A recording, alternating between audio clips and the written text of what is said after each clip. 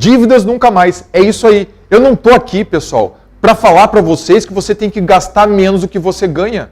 Isso aí você já sabe. Eu vou mostrar para você como você tem que chegar nessa situação. Para sobrar alguma coisa e você poder pagar a sua dívida. Vamos falar então nessa aula de hoje sobre dívida. Dívida nunca mais, o nosso foco aqui é sim resolver o problema de forma prática. Eu sou Gustavo Grace, sou planejador financeiro CFP. O planejador financeiro CFP é uma certificação a nível internacional, tem reconhecimento a nível internacional. Eu já trabalho há 15 anos com planejamento financeiro e já ajudei algumas pessoas a sair da dívida. Então o que eu vou passar para vocês aqui não é só teoria. Eu organizei sim num passo a passo, porque tem pessoas que precisam de um guia, de um norte a seguir para resolver qualquer problema. Então esse passo a passo são situações práticas para você, a partir de hoje, resolver esse problema e nunca mais se endividar.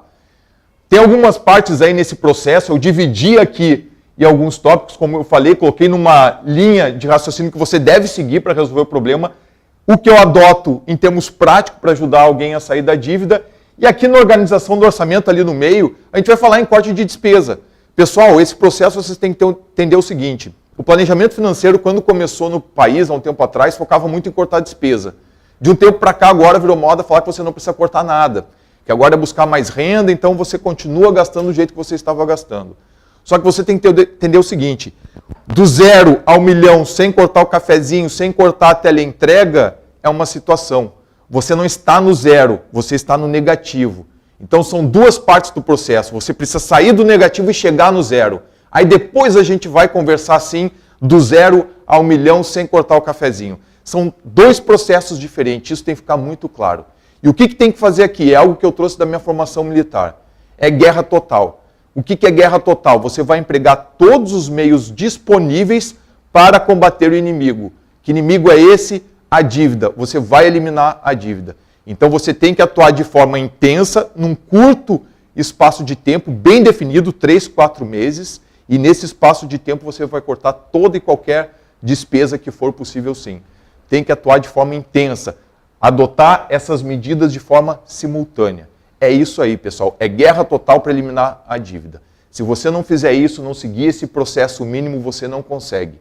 Eu já tive casos de pessoas que não conseguiram sair da dívida porque elas não conseguiram entender essa parte do processo. Então é isso, é algo intenso, rápido. Coloque isso na sua cabeça. Se você começar desse ponto, você já está meio caminho andado aí para começar a resolver a situação.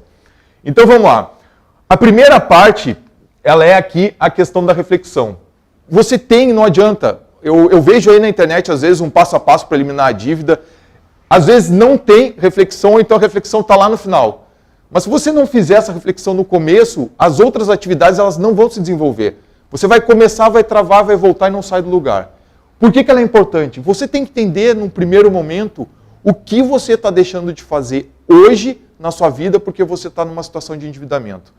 Como isso impacta nas outras áreas da sua vida, no social, na saúde, convive com seus amigos, o que você está deixando de fazer? De comprar, está deixando de viajar, não compra algo que você gostaria? Então você tem que entender isso. No momento que você entende isso aqui, você começa sim a ver colocar um foco mais forte para o desenvolvimento das etapas seguintes.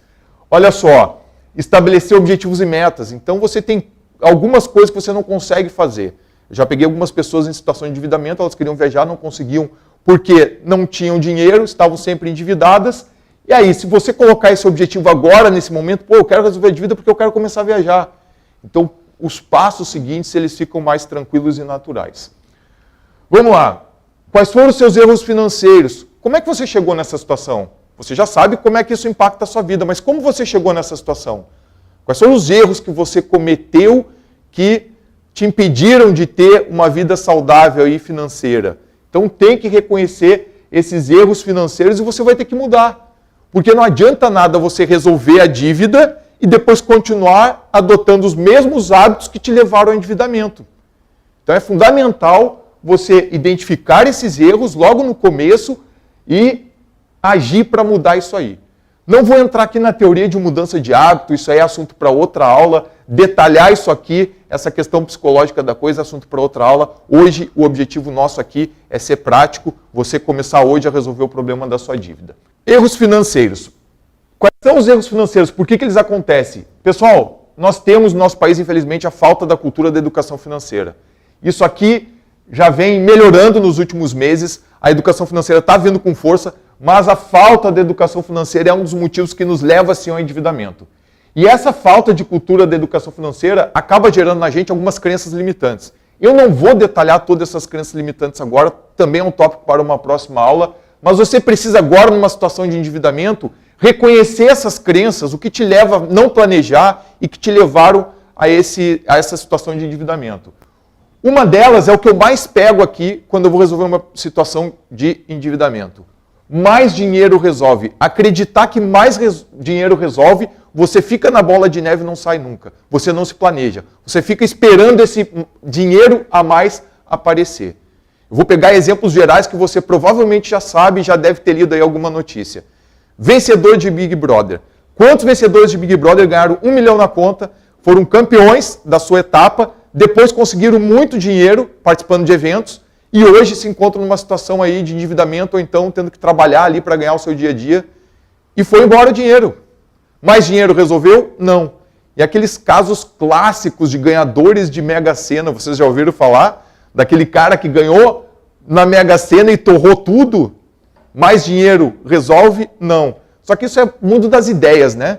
Vamos trazer para o dia a dia. Eu tenho uma pessoa próxima de mim que já me pediu dinheiro emprestado.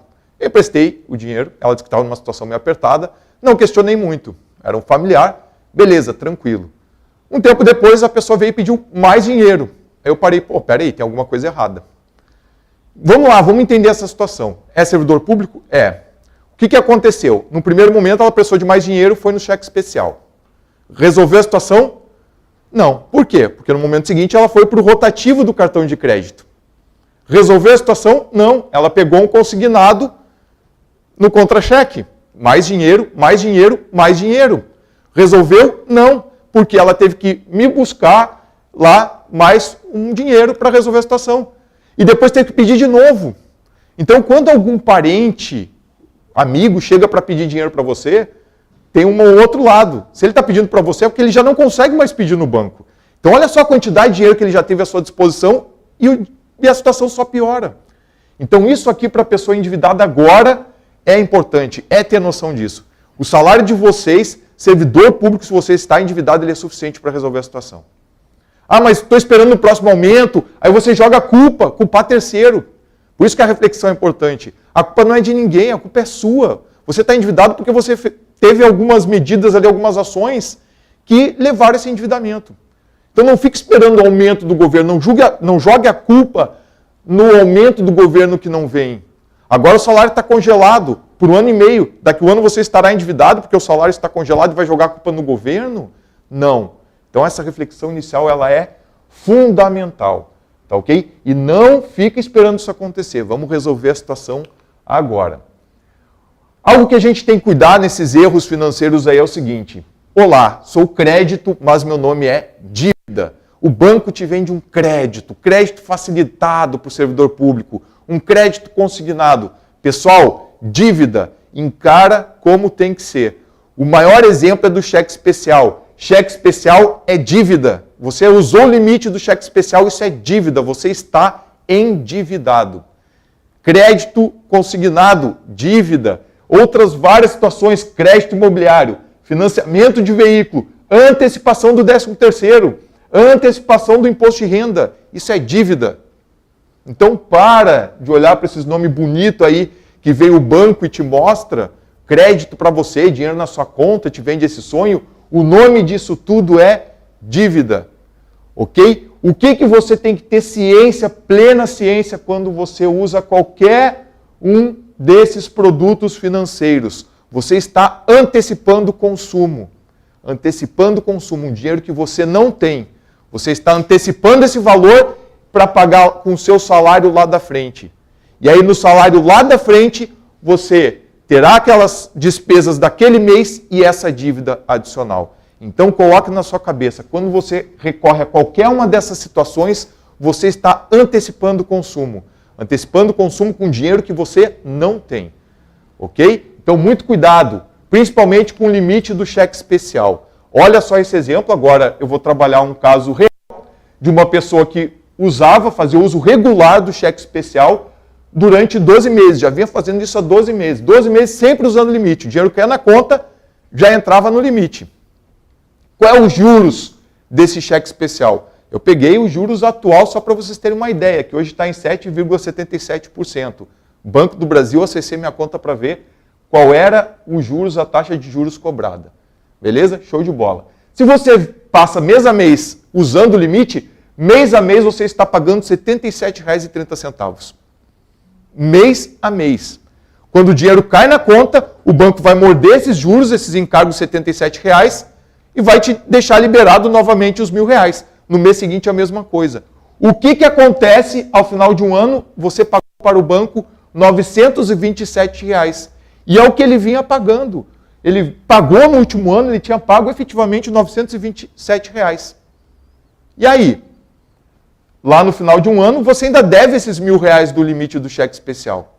Você tem valor pago, valor a ser pago, o que você já pagou de juros, mais o limite que uma hora ou outra você terá que pagar, R$ 1.927,00. Aí eu falei para ele, vamos tentar conseguir R$ 1.000 aí no seu orçamento para pagar logo esse limite e parar de pagar esses juros? Não dava, a situação realmente estava complicada. Então eu falei, no primeiro momento a gente tem que estancar isso aqui, parar de pagar esses R$ 77,00 para o banco. É um dinheiro muito caro. Vamos procurar o próprio banco e pegar um consignado em folha de pagamento. Você consegue hoje fazer isso a 1% ao mês, com a queda da Selic. E aí, quando eu falei isso, qual foi a reação dele? Peraí, pô, tu veio aqui para resolver a minha situação e está falando para eu me endividar? Aí está o erro. Ele acha que um consignado em folha de pagamento é endividamento, mas o uso do cheque especial não é dívida. Ele não se vê como endividado. No momento que ele coloca um consignado em folha de pagamento, ele estava vendo isso como dívida. E aí eu tive que explicar para ele, se você fizer um consignado hoje de R$ 1.000 a 1% ao mês, mas isso não existe. Existe, daqui a pouco eu vou mostrar. Você vai pagar uma parcela mensal de R$ 88,00 em 12 vezes, é um consignado para você pagar em 12 vezes. Um total, ao final de 12 meses, você terá pago R$ 1.066. Qual é o saldo devedor no final? Zero. Quanto você gastou? R$ 1.066. Então, às vezes, trocar a dívida, desde que você reconheça que a situação que você tem é uma dívida, é muito interessante para você resolver uma situação de endividamento. Olha só a economia gerada nessa situação prática. Parece básico, mas muitas pessoas usam o cheque especial sem se dar conta que elas estão se endividando e pagando juros caros, um dos juros mais caros aí do mercado. Ok? Tranquilo? Compra por impulso. Pessoal, isso aqui acontece muito. Você tem inúmeras armadilhas do marketing. A gente vai abordar isso aí só numa aula. Armadilhas do marketing para você ter um cuidado para não entrar nesse mundo aí da ilusão. A gente acaba fazendo isso, aderindo a essa compra por impulso, muito em virtude disso aqui, ó, necessidade ou desejo. A gente tem um desejo. Se você tem um desejo de comprar coisas, uma roupa melhor, qualquer coisa, aí, bolsa, mala para viagem, pode ser qualquer item, sapato, cinto, celular, você tem um desejo. Se você vai para o shopping, o que acaba acontecendo? Vem essas armadilhas do marketing, elas acabam te levando a atender esse seu desejo. Então você tem que fazer, você que está endividado, fazer uma análise no primeiro momento mais do que ninguém. O que é necessidade, o que é desejo? Você realmente precisa do que você está comprando? E aí você encontra aí na doutrina, em diversos sites, algumas regras que podem te ajudar a fugir dessas compras por consumo. Regra de um dia, um mês, uma hora, não interessa. É um determinado período de tempo que você vai estabelecer toda hora que você tiver vontade de comprar alguma coisa. Estabelece para você mesmo esse período determinado de tempo. Espera, não compra. Depois de uma hora, um mês, um dia, uma semana, você para, vou comprar ou não vou. Aí esse impulso tende a reduzir. Não compre porque está em promoção. Pessoal, compre porque precisa. Não caiam na tentação da promoção. Pô, mas está 50% mais barato. Não interessa, é 1.000, está R$500. Está em promoção, está barato, R$500. Você precisa? Não, não preciso. Você gastou R$500. Você poderia pegar esses R$500 e gastar com outra coisa que tenha mais valor para você. Ok? Tranquilo? Então vamos lá. Outra situação. Tem certeza que a promoção? Nós temos aí no Brasil exemplos clássicos de promoções enganosas. Pega o Ortobon, por exemplo, é o ano inteiro 50% off. Não é promoção, se está o ano inteiro 50% off, esse preço do 50% off é o preço do colchão, da cama. Black Friday, você vê uma alta repentina em outubro, vem a Black Friday em novembro. Né? Compre pela metade do preço o dobro daquela situação, tem até a frase, agora fugiu a cabeça. Nessa situação, eles dobram o preço para dar o desconto 50%, você acaba pagando o mesmo preço. Olha que loucura. Demonstrar status social. Isso acontece muito no nosso ciclo social aí onde nós vivemos. É a questão do status social. E não é só para o servidor público. Esse americano aqui, o Thorstein Veblen, ele publicou a teoria da classe ociosa. Ele fez um estudo de consumo ostensivo desde os faraós até os industriais da sua época. Se você pega esse estudo, que mostra que as pessoas querem consumir para mostrar poder, mostrar que elas estão melhores do que os demais, isso aí já é histórico. E ele acabou o estudo pela época que ele fez o estudo, logicamente em 1899, mas olha só, quanto tempo já se passou de lá e a gente percebe isso hoje no nosso ciclo social. Então, é a camisa, tem aquela camisa da Dudalina, R$300, daqui a pouco estava todo mundo usando a camisa da Dudalina, porque a camisa é diferenciada, mas você pega uma camisa lisa, básica, de uma outra marca, com a mesma qualidade de tecido, com uma cor muito legal também, muito parecida com aquela da Dudalina, atende à sua necessidade. Tem a questão do carro, que é muito forte no brasileiro. Nós estamos numa crise aí, não é agora do coronavírus, nós temos uma crise lá que veio de 2010, veio crescendo até 2016. E aí as pessoas começaram a sair em 2016 dessa crise, veio uma nova crise do Covid. O que aconteceu com o preço dos veículos nesse período inteiro? Não para de subir, porque o brasileiro não para de comprar carro. E grande parte das compras, aí eu não estou generalizando, novamente, é sempre importante deixar isso claro, elas acabam acontecendo mais para mostrar para alguém que você tem aquele status, que você tem aquele carro. No prédio onde eu moro hoje atualmente, há um ano atrás, uma pessoa chegou, um vizinho, e me perguntou, cara, como é que tu mora nesse prédio e tem um carro desses? Eu falei para ele, questão de prioridade, por que eu preciso de um carro maior, melhor e mais caro, se hoje esse aí atende à minha necessidade? Troquei, depois a família cresceu, eu acabei trocando de carro. Mas eu troquei de carro porque eu estava com uma necessidade de trocar de carro. Não foi por influência do meu ciclo social. Então isso é muito importante, você identificar no momento de uma compra, qual é o motivo da compra. Isso é fundamental. Celular, nós temos o exemplo do celular. O S10 para o S20. Qual é a necessidade? Ah, teve um ganho em tecnologia, em velocidade de processamento. Você usa o celular para WhatsApp, Instagram, Facebook. Para navegar ali algumas páginas da internet. Você precisa desse ganho de processamento, de velocidade de processamento? A sua foto no S10, se você fizer um pôster gigante, ficará em alta resolução. Você precisa do aumento de qualidade da câmera do S20? Então por que você está comprando o S10, saindo do S10 e indo para o S20? Faça essa reflexão.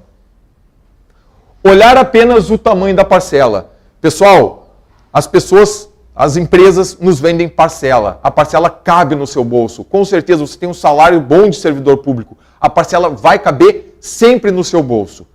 Agora, o cuidado que você tem que ter é não olhar somente o valor da parcela. Você tem que olhar o valor do bem.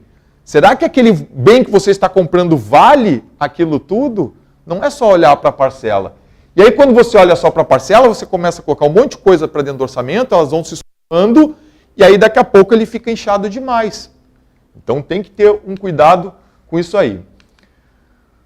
Ignorar pequenos gastos. Eu coloquei alguns exemplos que eu peguei aí de gastos pequenos que aparecem no nosso orçamento e a gente acaba ignorando. É logicamente que aqui eu não estou falando que você tem que cortar esses gastos. É só para mostrar para vocês a força que tem os pequenos gastos quando estão juntos, quando você considera eles de maneira global. Pega o Play Kids da criança, o Sem Parar, a sua internet, o Spotify, a taxa bancária lá de manutenção da conta, a anuidade do cartão de crédito, Netflix, o Safe Park que você paga, 3 idas ao shopping aí no mês. Você soma tudo isso aqui no mês, R$ 356. Num ano, R$ 4.278.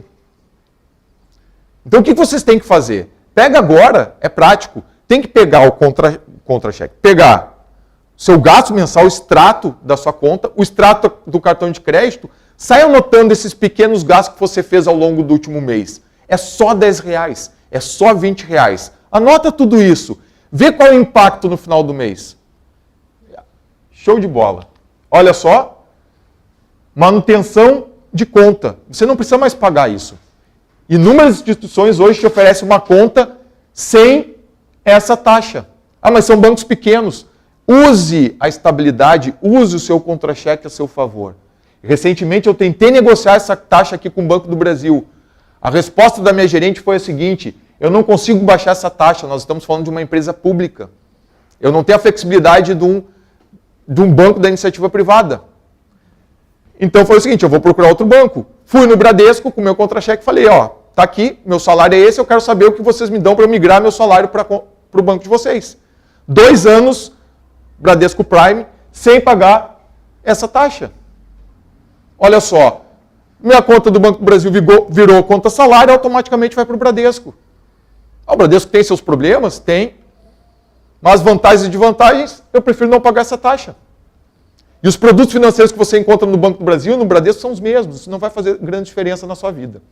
Às vezes é questão mais de comodidade. Beleza? Então, olha só. Uma pessoa de 32 anos, agora um colega meu de trabalho, que eu falei para ele cortar essa taxa. A perspectiva de aposentadoria dele hoje, 65 anos.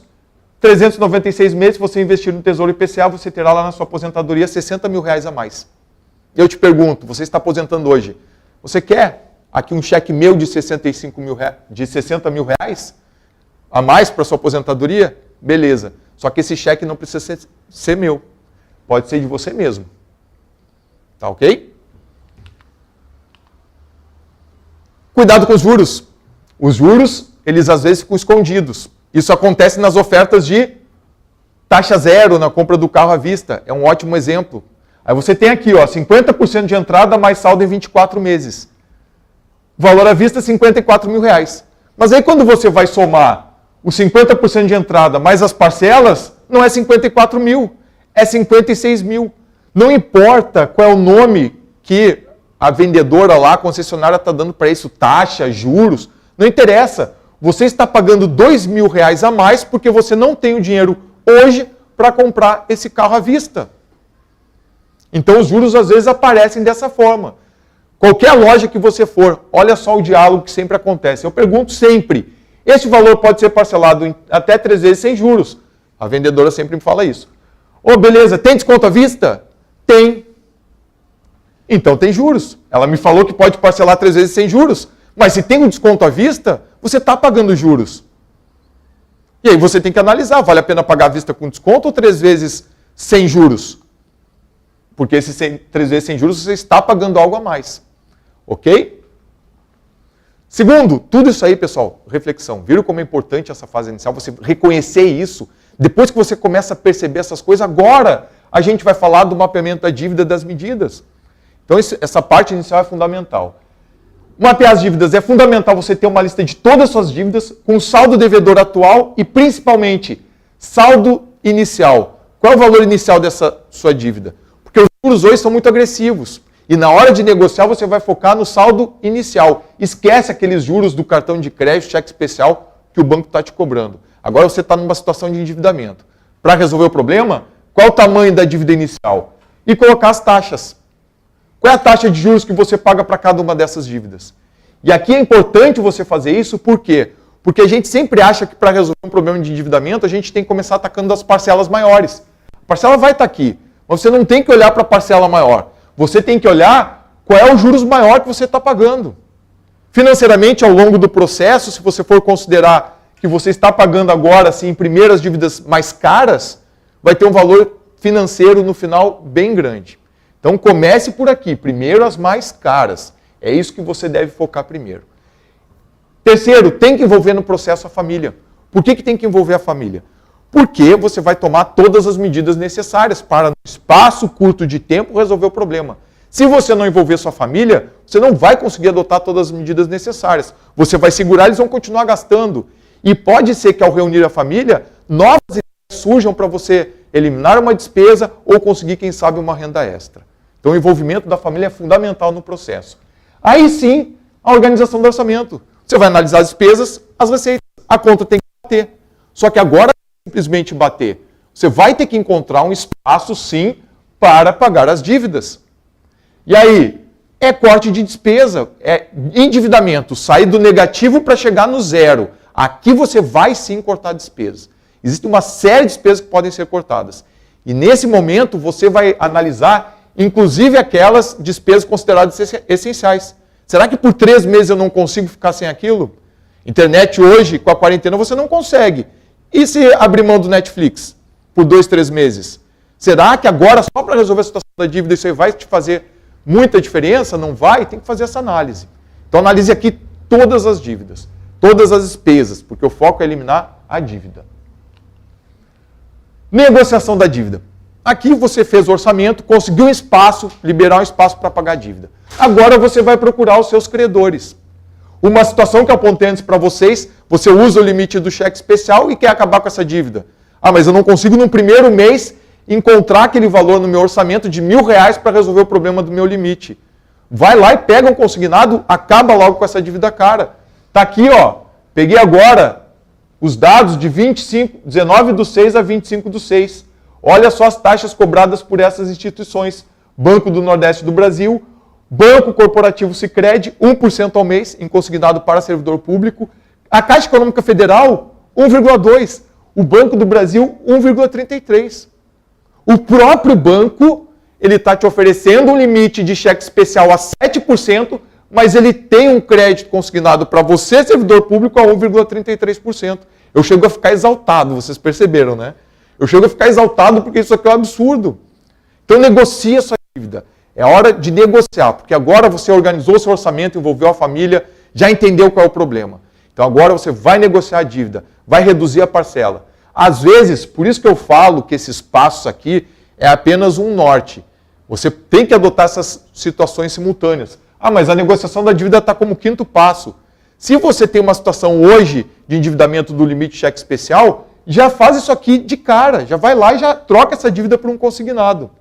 Só o quanto você paga de juros por mês pela parcela, essa redução que você vai fazer, só isso aí já te dá margem para resolver outras situações. Só o fato de você diminuir essa parcela na negociação da dívida. Negociação da dívida. Outro detalhe importante. Aqui são aquelas dívidas antigas. Você precisa entender o seguinte. É um segredo, realmente é um segredo, mas não é segredo porque algumas pessoas fazem. Quando alguém te vende um segredo, cuidado. Para a instituição financeira, depois de 6 meses que você fica devendo a ela, ela já considera, lá o sistema financeiro já considera como se você não fosse mais pagar 50% daquele valor. Então lá contabilmente já está registrado 50% daquele valor como um direito a receber lá para o banco. Depois de um ano, esse valor inteiro já é dado como perdido.